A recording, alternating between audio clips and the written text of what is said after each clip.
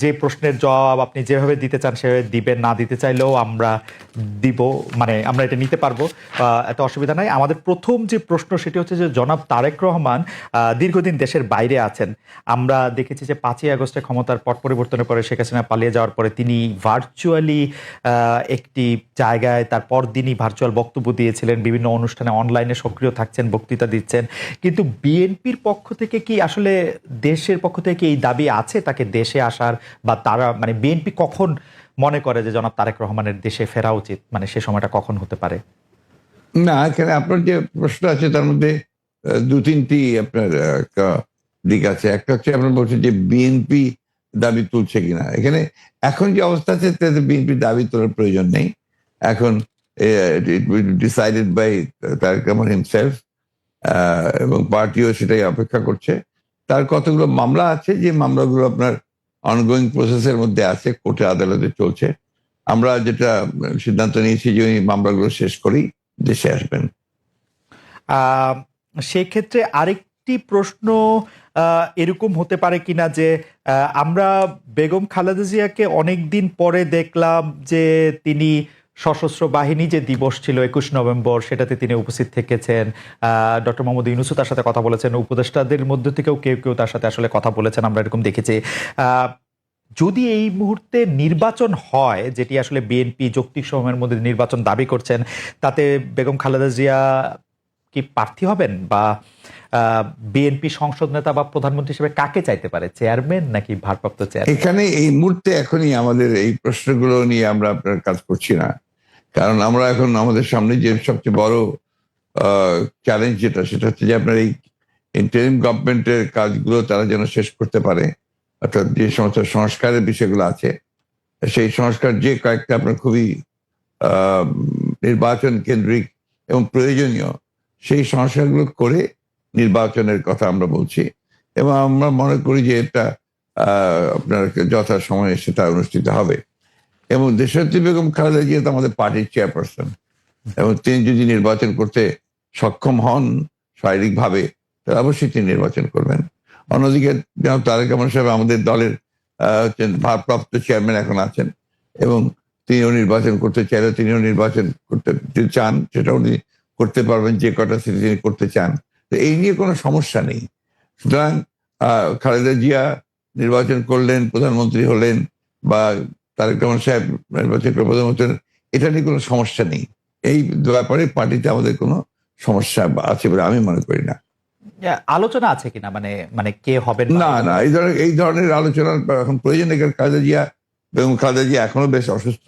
উনি আগামীকাল কয়েকদিনের মধ্যে উনি যাবেন লন্ডনে চিকিৎসার জন্য, এবং সেখানে যদি তাকে প্রয়োজন হয় সেখান থেকে তিনি আমেরিকাও যেতে পারেন, তার প্রয়োজন হয় চিকিৎসার জন্য। তো আমরা তাকে সম্পূর্ণ সুস্থ করে, আল্লাহ যেন তাকে সুস্থ করে নিয়ে আসেন, সেটাই চাইবো, সেটাই চাচ্ছি আর কি। এই প্রসঙ্গে আর কি, মানে এই 1-2 নাম্বার প্রশ্নের প্রসঙ্গে শেষ প্রশ্ন, যে আপনি জনাব তারেক রহমানের মামলার কথাগুলি বলছিলেন, জনাব তারেক রহমানের মামলাগুলো থাকার কারণে কি তিনি দেশে আসার ব্যাপারে দেশকে নিরাপদ মনে করছেন না, এরকম কোনো কিছু কি আপনাদের মধ্যে ভাবনা আছে? না না, সেই ধরনের কিছু ব্যাপার নয়। তার মামলাগুলো আমরাই চাইছি, দল চাইছি আমরা তাকে একেবারে আমরা মানে পুরোপুরি ভাবে মামলা মুক্ত করে নিয়ে আসতে চাই। যেহেতু তার মামলাগুলো সবই মিথ্যা মামলা, সাজানো মামলা, যার সমস্ত এভিডেন্সেস আর দেয়ার, সেই ক্ষেত্রে তার যত দ্রুত সম্ভব আমরা আশা করি যে মামলাগুলো নিষ্পত্তি হয়ে যাবে।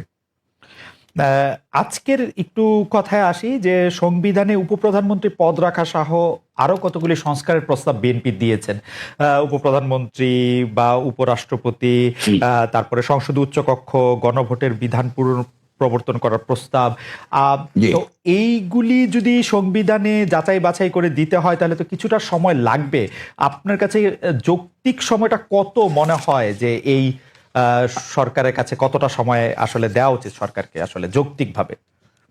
আমরা এখন পর্যন্ত কোনো সময় বেঁধে দিইনি, এবং আমরা যেহেতু মনে করছি যে সরকার কাজ করছেন, এবং ইতিমধ্যে কমিটিগুলো হয়েছে, আপনার কমিশনগুলো হয়েছে, কমিশনগুলো তারা দ্রুততার সঙ্গে কাজ করছেন, এবং আমরা আশা করি যে যত দ্রুত সম্ভব তারা করতে পারবেন। এটা তাদের উপর নির্ভর করবে যে তারা কখন নির্বাচনটা দিতে পারছেন। আপনারা কোনো টাইম ফ্রেম, না, টাইমলাইন? আমরা কোনো টাইম ফ্রেম দেইনি। আমরা যেটা বলেছি যে একটা যেটা আপনার লজিক্যাল সেই সময়টুকু নিয়ে তারা করবেন। কেউ কেউ এরকম ইঙ্গিত করছেন যে বিএনপি আসলে এই মুহূর্তে নির্বাচনের জন্য আসলে চাপ দিতে চাচ্ছে সরকারকে, চাপ দিচ্ছে, তার ফলে সরকার একটু আনস্টেবল হচ্ছে। এইটা কি ঠিক? আবার অন্যদিকে সরকারের একটা জায়গা থেকে মনে হচ্ছে যে সরকার 2 বছর 4 বছর, হঠাৎ করে ডক্টর ইউনূস এটা 4 বছরের কথা বলাতে সেটা নিয়েও একটা বিভ্রান্তি তৈরি হয়েছে। আপনি আমাদের এটাকে কিভাবে দেখেন? আমি দেখি একটু ভিন্নভাবে। জি। এটা দেখি যে আমাদের দেশের মিডিয়া বা আপনারাই যারা মিডিয়াতে কাজ করেন, আপনারা সাথে স্পেকুলেশনস করেন এবং স্পেকুলেশন করলে এটা আপনাদের হয়তো বা খুব ভররা হয়, কিন্তু আমাদের জন্য আমরা এই ব্যাপারটাতে আমি ব্যক্তিগতভাবে খুব বেশি আগ্রহী নই। কারণ আমরা এই আপনি যে কথাগুলো বললেন তার একটার সঙ্গে কোনো বাস্তবতার মিল নেই এবং আমরা সেই ধরনের কোনো চিন্তা করছি না বা সে ধরনের করছেও না। এবং আমি এখন পর্যন্ত দেখিনি যে আপনার সরকার যারা ইন্টারিম গভর্নমেন্ট আছেন তারা বেশি সময় থাকতে চান, 4 বছর থাকতে চান। কথাগুলো সেভাবে আসেনি, এগুলো আপনার মিসরিপ্রেজেন্টেড হয়েছে মিডিয়াতে। আর দ্বিতীয়ত আমরা যেটা বলছি, আমরা বলছি যে আমরা চাই যে আপনার একটা যৌক্তিক সময়ের মধ্যে সংস্কারগুলো হয়ে গেলে আমরা অবশ্যই নির্বাচনে যেতে চাই। আপনারা যৌক্তিক সময়টা, মানে হ্যাঁ আমাদের দোষ আছে জনাব মির্জা ফখরুল আলমগীর, আমরা ঠিকই, আমি দোষের কথা বলছি না, মানে আমি দোষের কথা বলছি না। আমাদের কথা বলছি যে মিডিয়া আপনার স্পেকুলেট করেন, স্পেকুলেশন মিডিয়া করতেই পারে, কিন্তু আমরা যেটা বাস্তবতা আমি আপনাকে সেটাই বলছি। প্রধান উপদেষ্টাকে একটা কথা বলেছে, ঢুকাই দাও, মামলা একটা দিয়ে তাকে সাথে সাথে ঢুকিয়ে দাও। এই কাজ তো এখন হচ্ছে না। আয়নাগরের ঘটনা তো এখন একটু হইতেছে। মাননীয় আমির, একজন ইউটিউবার আছেন সাব্বির, তাকে জেলে দিয়ে দেওয়া হয়েছে প্রধান উপদেষ্টাকে, কি জানি বলছে। না, আমি বলতেছি সেটা, আমি বলছি যখন তখন হচ্ছে না, ঘন হচ্ছে না, 2-1টা কেস হইতেই পারে, এটা এক্সেপশন, কিন্তু আগে তো এটা ছিল প্র্যাকটিস এন্ড র্যান্ডম, এটা কিন্তু এখন হচ্ছে না। তারপরে আপনি দেখেন যে আয়নাগরের যে বিষয়টা, মানুষকে ধরে নিয়ে ঢুকাই দাও, ওয়ার অ্যাবাউট কেউ জানে না, তার ফ্যামিলি জানে না যে মানুষটা বেঁচে আছে নাকি মরেই গেছে। যদি মরে যায় তার কবর কোথায়, আদৌ জীবনে দেখবো কিনা তার কবরটা, সেটাও তো প্রশ্ন। এরকম তো ঘটনা ঘটেছে। এবং যাদেরকে আয়নাগরে নেওয়া হয়েছে তারা কিন্তু সবাই ফিরে আসেননি, তারা অনেকেই এখনো আমরা জানি না তারা কোথায় আছে, আদৌ বেঁচে আছেন কিনা। তো এগুলা তো এখন হচ্ছে না। আর বায়বীয় মামলা যেটা বলা হয় সরকারের পক্ষ থেকে, এখন সরকারের পক্ষ থেকে সেরকম মামলা নেই। এখন মামলা হচ্ছে পলিটিক্যাল যারা বিভিন্ন পার্টিজ আছেন তারা, সেই ক্ষেত্রে এক এক দলের এক একটা দৃষ্টিভঙ্গি। আমাদের দৃষ্টিভঙ্গি হচ্ছে যে ফর ফেয়ার জাস্টিস কমপ্লেইনটা অ্যাট্রোসিটি করেছেন যারা এটার পারপিটেটর, তাদেরকে ডিরেক্ট যারা আছেন তাদেরকে বাদ দিয়ে আমরা কোনো মামলায় কাউকে আসামি করিনি। এই জন্য আমাদের মামলায় শত কোনো আসামি নেই। অন্যান্য সংস্থার বা দলের বা অথরিটির থাকতে পারে। তো এই জিনিসগুলোর কিছুটা হলেও ডেভেলপমেন্ট হয়েছে, কিন্তু আরো অনেক হওয়ার প্রয়োজন আছে এবং সুযোগ আছে। এই ক্ষেত্রে আমি শুধু একটা লাইন করে একটু বোঝার জন্য, যে মানে আওয়ামী লীগ নিষিদ্ধ করা হয় নাই, আওয়ামী লীগের কার্যক্রম নিষিদ্ধ করা হয়েছে, দুইটার মধ্যে তফাৎ কি আসলে? মানে তারা মানে কি করতে পারবে আর কি করতে পারবে না, মানে একজন আওয়ামী লীগ কি করতে পারবে এখন? মানে আমার একটা আন্ডারস্ট্যান্ডিং হচ্ছে আওয়ামী লীগ নিষিদ্ধ, আপনি বলতেছেন না দুইটার মধ্যে একটু তফাৎ আছে। তফাৎটা কি আসলে? দেখেন, নিষিদ্ধ তো আমাদেরও করা হয়েছিল, তাই না? এবং একবার না, আমাদের এই সংগঠনের জন্মের পরে দফায় দফায় আমাদেরকে নিষিদ্ধ করা হয়েছে। নিষিদ্ধ যখন কোনো সংগঠনকে করা হয় তখন এই সংগঠনের ব্যক্তিরাও বিভিন্ন ধরনের সমস্যায় পড়ে যান, এর সাথে রিলেটেড ব্যক্তিরা, এমনকি তাদের স্বাভাবিক জীবনযাত্রাটাও তাদের পক্ষে চালায় নেওয়া সম্ভব হয়। তারা যদি সমাজের কোনো ক্রিমিনাল ব্যক্তি নাও হয়ে থাকেন তবুও তাদের উপরে সমস্যা আরোপ হয়েছে। কিন্তু যখন কার্যক্রম নিষিদ্ধ থাকবে তখন ওই পলিটিক্যাল কার্যক্রমগুলা ছাড়া বাকি জীবনের সবই তো তারা করতে পারবে, করছে তো। আচ্ছা, তারা তো এই দেশ ছেড়ে সবাই তো আর চলে যান, সবাইকে জেলেও ঢুকানো হয় না। এইটা একটু পরিষ্কার হয়েছে। জনাব যুদ্ধাপরাধের মামলায় জামাত নেতা এটিএম আজহারুল ইসলাম খালাস পাওয়ার পর আপনি একটি সংবাদ সম্মেলনে বলেছেন, জামায়াতে ইসলামী বা তার কোনো নেতাকর্মীর মাধ্যমে কেউ ক্ষতিগ্রস্ত হয়ে থাকলে তার কাছে নিঃশর্ত ক্ষমা চাই। এই ক্ষমা প্রার্থনায় কি ৭১ মুক্তিযুদ্ধের সময়টাও আছে কিনা সেটা সেদিন আপনি স্পষ্ট করেননি, আজকে এটা স্পষ্ট করবেন? মানে আপনি অনেকেই প্রশ্ন করছেন যে জামায়াতের মাননীয় আমির ক্ষমা কিসের জন্য চাইলেন, মানে 47-এর পর থেকে শুরু করে আজকে পর্যন্ত, শুধু 71 না, 47-এর পর থেকে শুরু করে আজকে পর্যন্ত আমাদের দ্বারা যত মানুষ যত জায়গায় কষ্ট পেয়েছে, কেউ যদি ক্ষতিগ্রস্ত হয়ে থাকে, সেই মানুষগুলো তাদের সকলের কাছে আমি বিনা শর্তে ক্ষমা চেয়েছি। কেন ক্ষমা চেয়েছি? আমরা মানুষ, ইন্ডিভিজুয়াল মানুষ যেমন ভুল করতে পারে, মানুষের সমষ্টি একটা দলেরও বিভিন্ন ভুল সিদ্ধান্ত থাকতে পারে। কোনটা ভুল কোনটা সঠিক ইতিহাস এটা নির্ধারণ করবে। আজকে যেটাকে ভুল বলা হচ্ছে, কালকে এটাই হয়তো সবচেয়ে বড় সঠিক হিসাবে প্রমাণিত হবে। আর ইতিহাসের পালাবদলে রাজনীতিতে সবাই জিতে না, কেউ জিতে কেউ হারে। আমরা আদর্শবাদী একটা দল, আমরা বিশ্বাস করি আমরা মানুষ ভুলের ঊর্ধ্বে নই। আমাদের দ্বারা, আমাদের সহকর্মীদের দ্বারা মানুষ বিভিন্ন ক্ষেত্রে কষ্ট পেতে পারে, ক্ষতিগ্রস্ত হতে পারে। আমি সব কিছুর জন্য কোনো শর্ত আরোপ না করেই মাপ চেয়েছি। ওকে, মানে 47 এবং থেকে মাপ চাওয়ার মধ্যে কোনো পরাজয় নাই, লজ্জা অবশ্যই নাই। 47 থেকে আজ পর্যন্ত যে কোনো কিছুর জন্য মানুষ আপনাদের কাছ থেকে যদি কোনো ধরনের আঘাত পেয়ে থাকে, তার জন্য আপনি দুঃখ প্রকাশ করেছেন বা ক্ষমা চেয়েছেন। এর ভিতরে সব ঢুকে গেছে, কোনো কিছু বাদ নাই।